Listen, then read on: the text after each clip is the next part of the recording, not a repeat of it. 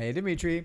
So I'm taking a look at the space rip mechanic that we have here. I read your feedback. I'm not quite sure I fully understand. We can talk about it on Sunday, because you said you implemented the previous asset completely wrong.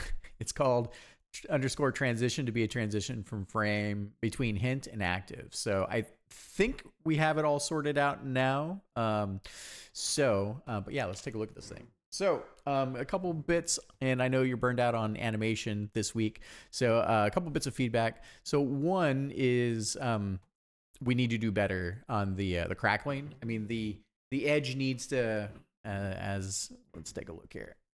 Maybe I can do it this way. Do do do do do do do do.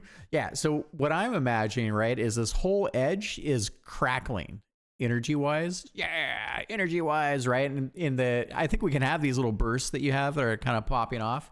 But yeah, we need to make this thing feel like it's a bit more alive. I'm also not entirely convinced that I'm on the fence about showing the field generator behind it with the hint.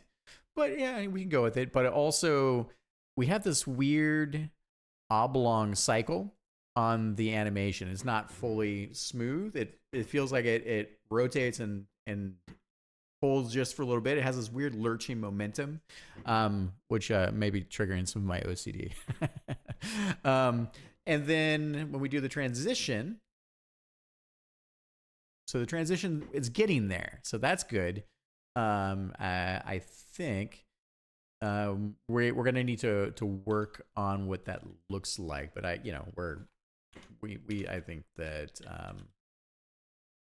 think that maybe I can actually do this like this. Let me see if I can catch this in mid frame.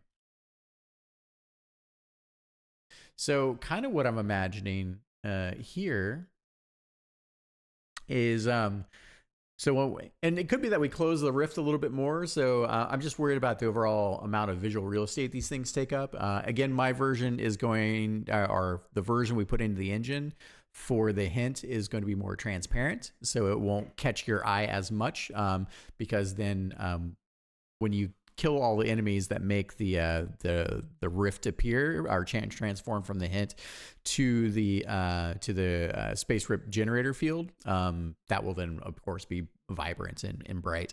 But what I'm thinking, right, is that we start with that rip, and then it's actually maybe a little bit bigger to accommodate the way that can I do? All right, let me see here. There we go. Aha. Yeah, so that's probably a little too big when I'm looking at it, in all honesty. But the idea with that, it kind of has this opening up. And we probably could do this nice thing where maybe we transition. I think you're going to hate me for this, but I think 8 frames for this transition will also be really nice. I think 4 is just not really cutting it. And we're going to see these things all across the game. Players are going to see these like 100, I don't know, or like 45 times. We have 5 levels. There's probably 8 per level. So we're going to see these about 40 times. It's going to happen quite a bit. So I figure the extra polish will be there. We can figure out how to, reduce them so the sprite sheets are not quite as expensive in terms of VRAM.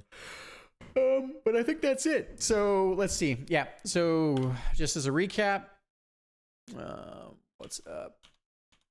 Let's next week work on the hint animation, both the rotation for the space rip field, the space rip.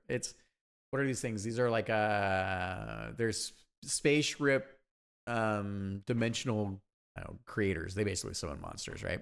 So so let's work on getting these crackly bits to be more vibrant around the edge.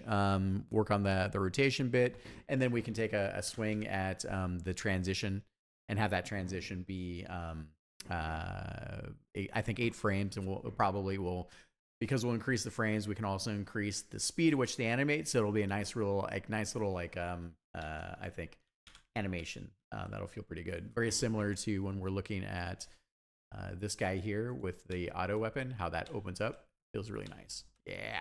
Okay, cool. I appreciate you. Thank you.